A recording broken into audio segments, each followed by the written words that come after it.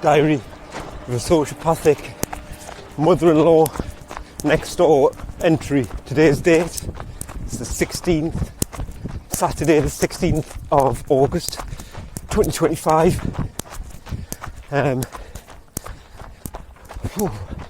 Where are we? So it's now been, I'm not even sure, it's 6 or 7 weeks since the husk made the really hurtful comments, which she's never apologised for, either to me or to the Beacon. And obviously she didn't say them to the Beacon, but they affected and were about the Beacon. And she's even denying some of them, twisting some of them, and just gaslighting about what they meant. And she's clearly lied about her circumstances to manipulate us into moving her up here. She's robbed me of my life savings, and she's living rent-free, not even speaking to her own daughter. She's hardly even at the house, because obviously after the last flare-up, I told the ATM that I don't want to see him back here. It's my home. I don't like how you disrespect us, and it's like you're taking the piss. So she's hardly even here, and it's just going to waste. She doesn't need it. She doesn't need the home. She just pays no rent. She gets a discounted electric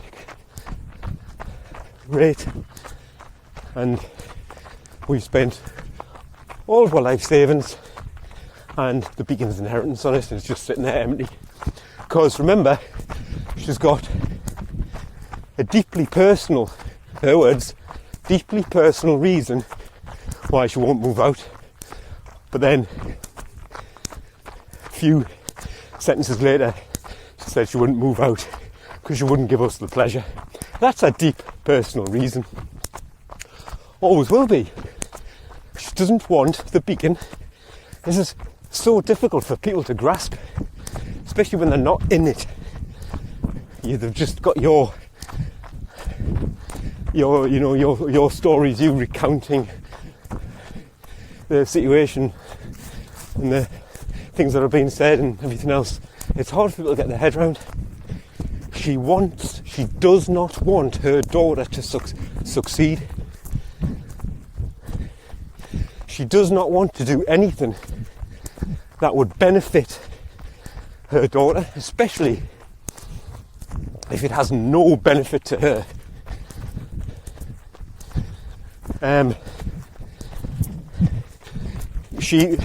The Beacon has even started saying things like, I'm pretty sure there would be nothing that would make me mother happier than to see our daughter fail at something.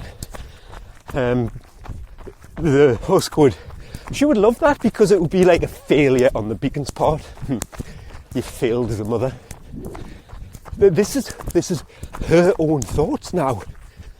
This is how much it's been eroded. You don't come back from here. You don't come back from here. And I agree with that. I started seeing this when all of this first started becoming obvious that she's got a serious problem. The husk. I started to see things in her body language, in her facial expressions, and little things that would slip out of her mouth, and she'd kind of bite her tongue. She wants the Beacon to fail. She wants its battle. She's jealous of her. She's envious of her. And even if it meant her own granddaughter failing at something, or not being good at something, or something negative happening to her own granddaughter, she would still get satisfaction, because it would give her a feeling of one-upmanship over her own daughter. And that's where the Beacon's head is at the minute. So obviously expressing a desire to stick a knife in us hasn't helped the situation. And you know, things have just, it's at a point now where she doesn't even want to speak to her own mother, and I don't blame her. Good. Because she's not going to change. So last Sunday, 6 days ago, she sent her a text saying, so this is like the third text, saying, oh, let us know when you've got a chance to have a chat. If you can come over, let us know when you can come over. I'll come over to yours. Like, still doing stuff by text because she's a child. And I said to her in the last confrontation, I said, go and knock on the door. That's how adults deal with it. She thinks that's trying. She's dropped another text. Oh well, I've tried. No, you're just ignoring your daughter and you send her a text because you're a coward. But she's obviously picked up on something I said when I said to her in the confrontation, why should she come over here? Everybody has to run round after you. So and the fact that I say you go over there, so she's obviously now giving her the choice. So now she can say, well, I asked her to come round and I offered to go over there. So I've tried.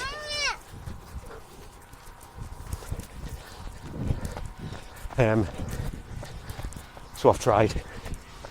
No, you haven't tried. It's not how to win back somebody. You win them back with love, affection, true remorse. You show some guilt, regret, and you deal with what it is you've done, and you face up to the fact that you've done this, yeah? Face up. And you go out of your way to do it. She's not going out of her way. She's really just, she hasn't spoken to the Beacon in 6 or 7 weeks. But the Beacon, it wasn't the Beacon she said these things to. She doesn't really know what the Beacon knows. If you've got something, it's the husk that needs to say something. It's the husk that needs to... The ball is in her court. She said it. She needs to put all of the effort in to hit that ball back with one huge confession and apology. And she needs to go out of her way to get that across to the Beacon. By sending the texts in this way, she's just like, she's trying to put the bubble back in her court without having to take any responsibility and actually do something. Oh, just let us know when you want to. Well, just let us know when you want to chat. She doesn't want to chat. Husk. So now, if you know that, if you knew that, I know that you would just say to yourself, oh, well, she doesn't want to, and give in. That's what you want. You want her to either just comply, like the abuse victim she is, like you're used to. Just comply. Just comply with me abuse. Let us get away with it. And then you'll have some calm in your life for a little while until the tension starts to build again, and then I'll just abuse you again. Because I'm never happy. I'm a miserable husk of a person, and I'm jealous of you. And I'm jealous of your relationship, your strong, rock solid relationship with your husband who would do anything to protect you, and vice versa. I'm jealous of that because I've never had that, and I don't deserve it because she doesn't deserve it. She knows she doesn't deserve it. So anyway, forgetting where I was. Yeah, she's trying to put the ball back in her court, but in such a cowardly way. Oh, just let us know. Oh, that's what I was saying. Yeah, she either wants her to comply with the abuse, just forgive and forget without even dealing with it, without her taking responsibility, forgive and forget, and then the cycle start again, just comply. Or she wants her to say, I don't want to talk, and then she can just stop trying, stop even texting her. Well, she said she doesn't want to talk to us. What am I supposed to do? What you're supposed to do, Husk, you're supposed to fucking batter that door down until she actually listens to you. Genuine, heartfelt apology. But you can't, because you're a coward. And you're a bully.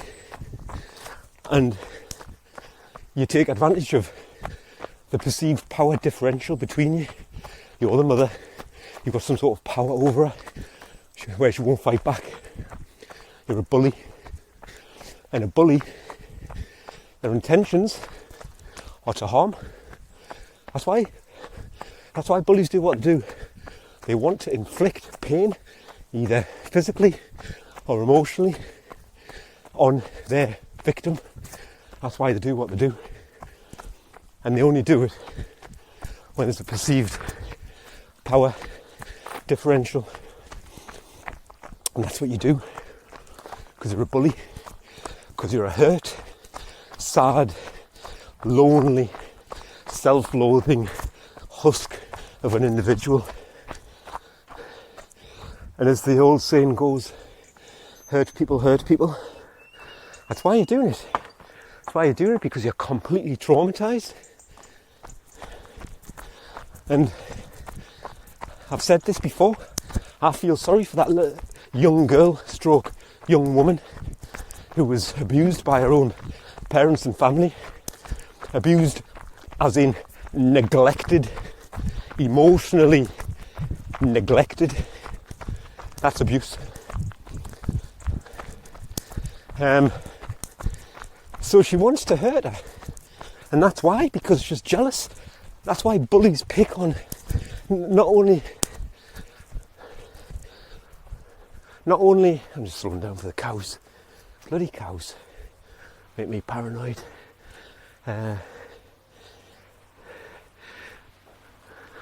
Not only do, I really am stuttering here because these cows are making us nervous. I'm just walking backwards, making sure they're not going to run after us. I've went into a walk now. So, yeah, the dynamic has to be perceived weakness of the victim. So they think there's a power differential, as in they're weaker. And also there's jealousy.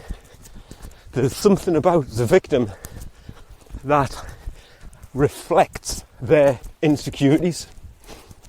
So if a bully is insecure, they're self-loathing, they pretty much hate themselves and are worthless. They've got no worth internally because they've been neglected so much that the message received by the subconscious is you are worthless. So the only time a bully feels worth is when they bring somebody else down. Well, they can't bring down somebody who's already worthless because they're in the same frequency, the same vibration. They're not going to get any satisfaction. And obviously a bully, a fellow bully, will obviously kind of like, they can't become a victim because they've already become the bully. So they're scared of other bullies, and there's no value in it because you can't bring down somebody who's already got zero self-esteem. So there has to be a perceived power differential, and they have to have a higher frequency or a higher vibration. And that's people or children with self-esteem, confidence, and that oozes out of them. So when a child with self-esteem, and I'm talking about a child because my daughter's actually gone through this recently.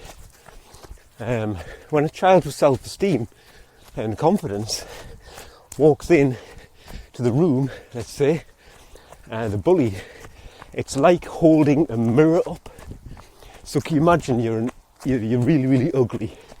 Think about it on the physical. You really can't stand the look of yourself. You hate how you look.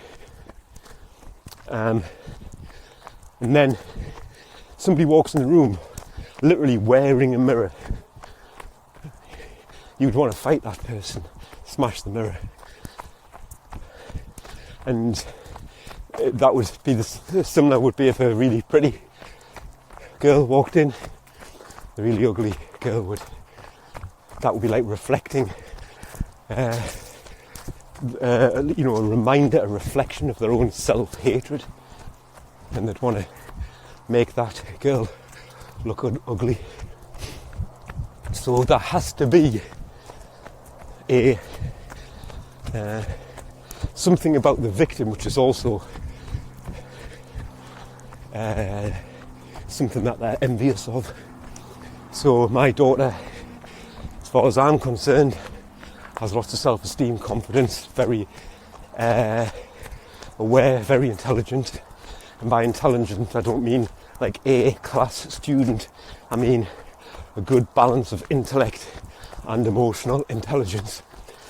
She can rationalise things, which means she's got a good balance in her brain, which means the frontal cortex is functioning properly because the two hemispheres of her brain are balanced. So my daughter walks into the room full of confidence and self-esteem and intelligence, and the absolute antithesis of that, dumb, drunk, self-loathing, insecure girl picks a fight with her. It's because it's like she's held up the mirror. Look at how you could be.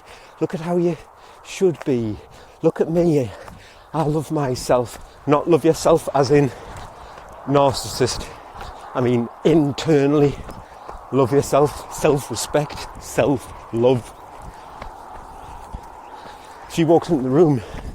The bully strikes. That's why it's happened twice this week. Obviously alcohol plays a part because these girls have been drunk. And obviously truth comes out when you're drunk. The angry kids, they're angry because they've been neglected. You should be angry. You should be taking that anger out on your parents. But they don't understand their emotions. Bottle them up. And this is exactly what the husk is. That's why she's bullying her. She wants to hurt her because it makes her feel better. Every single story I've said on here has the effect of bringing down the beacon and giving the husk a sense of self-worth. She's right. I'm better than her. Oh, see, I won the argument. And the beacon has said this, and I've witnessed it as well. When the husk thinks she's won an argument, she has a blatantly obvious expression of satisfaction on her face. The sort of like, what's the word? Arrogant, pompous expression of satisfaction. And this builds her self-esteem because she's got none around the beacon. Because the beacon is everything. You know, the beacon walks in the room, she raises the vibration. When The husk walks in the room, it lowers. You cut the atmosphere with a knife, it's heavy, bass vibration. Everybody's walking on ice. So when she's around her, she doesn't like that higher vibration. She needs to bring her down to her level. She needs to beat her. But when she thinks she's won arguments, I'm sure I've said this, when she thinks she's won arguments, she hasn't. What's happened is the beacon just gives in because she can't be bothered to argue with her mother. It'll turn into something a little bit more than light-hearted arguing, because she'll never admit when she's wrong. So the only way you can beat her is by actually arguing with her. You can't rationalise with her. And obviously the beacon is learned behaviour. She knows it's futile, so she just gives in. Let her believe what she wants to believe. She can go through life being totally ignorant. Let her. But that's what I've explained to the beacon. You don't understand the impact that's having on your relationship. That's fine. That approach is fine with anybody out on the street or neighbours, associates, friends. You can disown them if you want. If the relationship goes south, you just disown them, whatever. But what's happening is every time you give in, she thinks she's better than you. She's building up a fake confidence, fake self-esteem based on ignorance and lies. And she thinks she's better than you. And every single time you give her that, you're giving her power by backing down. And every time you give her power, the power differential increases in her favour. In her mind it does. And the abuse is getting worse because she's all more powerful. And that's the danger of giving in. You become a walkover. And that's part of why we are where we are. Because the beacon has allowed her to walk all over it. But it's understandable because it's her mother. I'm never ever going to put any blame on the beacon for what's happened, because it's clear that no daughter should have to put up with an abusive mother. How the hell? What's the right thing to do? Well, I'll tell you what the right thing to do is. As soon as you spot it, you tell her to back off. And then if it doesn't change, you leave her, you never see her again. And everything I've read, advice on dealing with these abusive narcissists, is, you get the hell out of Dodge and you never see them again, because they never ever change. Right? But when it comes to mothers, they always just say keep the contact minimal, maybe always do it in a safe place where you're in public or other family members. And that's what the beacon's been doing. Up until now has been, she'll only say her mother when her sister's there. Roadkill. That's what she's been doing. It hasn't worked. So that's wrong advice. I don't care if it's your mother. You don't owe her anything. You owe her nothing. She owes you everything. That's the parent-child dynamic, or the parent-son-daughter dynamic for adults. It doesn't change. The older you get, it stays the same. You bring that baby into this world, you owe it everything. It owes you nothing. And making sacrifices to look after that baby, toddler, child, teenager, young adult,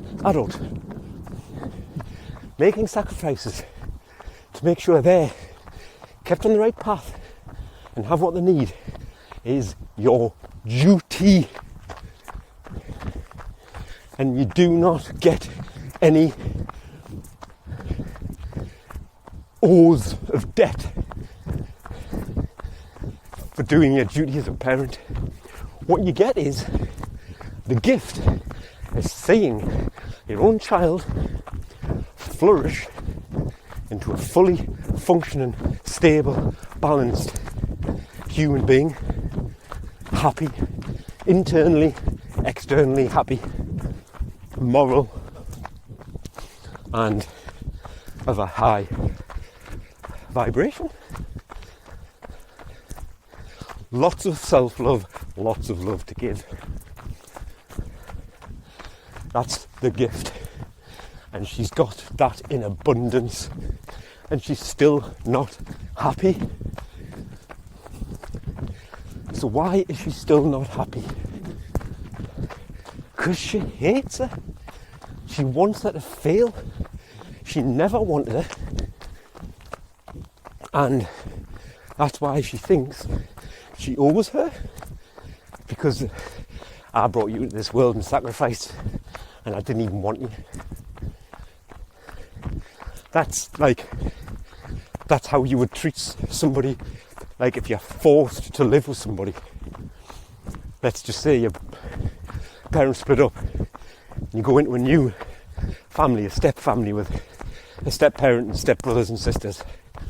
You've got no choice. You're forced to live with those people. If you don't like them, you still have to live with them. You still have to do the things that you do living with somebody. But it doesn't mean you like them. Don't think for one second that dynamic can't be possible between a natural mother and a natural daughter. That's how you treat somebody that you were forced to make sacrifices for and you didn't want to. You never wanted to have her. And what's caused that is anybody's guess. It's probably a number of things, but this weird thing about the first Jill. Why the hell would you put that name on ice and give it to the second child? Oh, the first one died, so put the name on ice and give it to the second one. That's sick. I think that's sick. And straight away, I think I've said this, that child was perfect. Absolutely perfect. And the only memories of that child the Husk will have is of absolute perfection. Because obviously there was never enough time for anything to go wrong. Obviously the ultimate went wrong, but you know what I mean. You argue with your children, you have trials and tribulations and good times and bad times and all the rest of it. Obviously there was none of that happened, so that memory of that first child is just perfection, rightly so. And it could even be that, the second Jill that comes, the second beacon that comes out, there's already an expectation. And as soon as something goes wrong, it's like, the first beacon wouldn't have done that. I genuinely think something like that could be what's fueling this. But I also think, because of just a total husk of a person, and she's been completely neglected as a child and a young person, I think it's just got no maternal instincts. She doesn't. It's not something that it's been knocked out of her through trauma. She doesn't want kids because of, that natural sort of bond that women yearn for. I guess I'm making this up because I'm not a woman, but it's a natural thing to want children. Women are built and designed to have children. So I think that's been knocked out of her, and I think that through circumstantial evidence, I've gone through this. She had children to trap her first husband, to secure the relationship, because she knew It was built on lies, her fake persona of niceness. And as soon as and it's hard work. Acting is hard work. Like, if you're an actor and you're all day on the job, 10 hours, 12 hours on location, putting on a fake persona, that's going to drain your energy. So that's the same with these narcissists. It's exhausting. So she knows that if she was her real self with that first husband, not father, then he would be out there and shot. So what she has to do is she has to trap him so he can't escape. Because it's exhausting, she can't do it anymore. She needs to let her real identity come out, but she doesn't want to lose the status and the money and everything else. So gets pregnant. Obviously this is 3 kids she had. First one didn't, obviously ended badly, and then has another 2. That's the norm. Have 2 kids, man's trapped. No right moral man in that day and age. Remember, this is 70s into the 80s. That day and age, you know, it was deemed, you know, not the done thing to break up a family, kids involved. So she thinks she's trapped him. And then the real husk, and not father, back in the day when I used to have a good relationship with him, I didn't probe, but every now and again, just once in a while, the conversation would switch to the husk. And he said something along the lines of, she was just really selfish or nasty, and like her mother. And like her mother. The husk's mother is absolutely cruel and callous. So anyway, my theory is she thinks she's trapped him, and then she can let her guard down because she's exhausted. She's on location every 7 days a week, 12, 16 hours a day, acting on location. I'd be exhausted as well. So she needs a break. Trap the man, get the kids, and then you can be yourself. And I think that's what happened. I think he thought, what the hell? Who's this? Who's this that I've married? Had kids with? Because she is nasty. She was nasty to stepdad. Nasty to her own daughter. Of course she was nasty to him. So he found himself a better model. I don't blame him. And that's what I think happened. And then she begged him to stay, remember? Even to the point where you can have your affair, please stay just for the status. So this is her words. That's how little self-respect she has. So it didn't work. Resentment towards the kids. I've had years, and my plan has failed. Resentment. And then when she has to make sacrifices, doesn't have a good life. All the resentments towards her kids. And there was, times when she did have a decent job, and she would just throw all of her money away, give the kids, even when the adults, loads of money for Christmas that I didn't need. It's just a front. It's just a front to put on the appearance of a good mother. Look what I've sacrificed for you again. So, and then when stepdad came along, there's an odd match. But he had status, big house, said this, get pregnant, trap him. Didn't work. So she was willing to kill her own baby. There's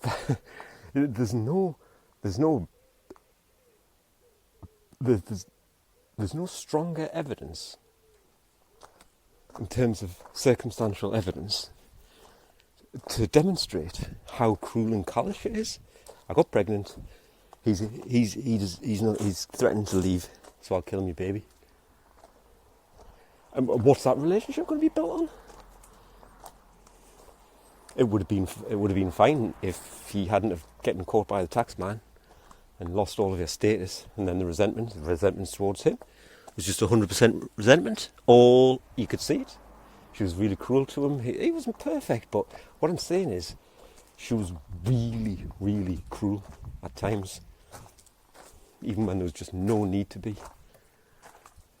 She's happy to let her guard down in front of us, showing how cruel and callous she is, because she just thinks she's secure with us, like we condone her behaviour. We don't. But anyway, so that's why she hates her. That's why she's a bully. That's why she wants to abuse her, because she hates her.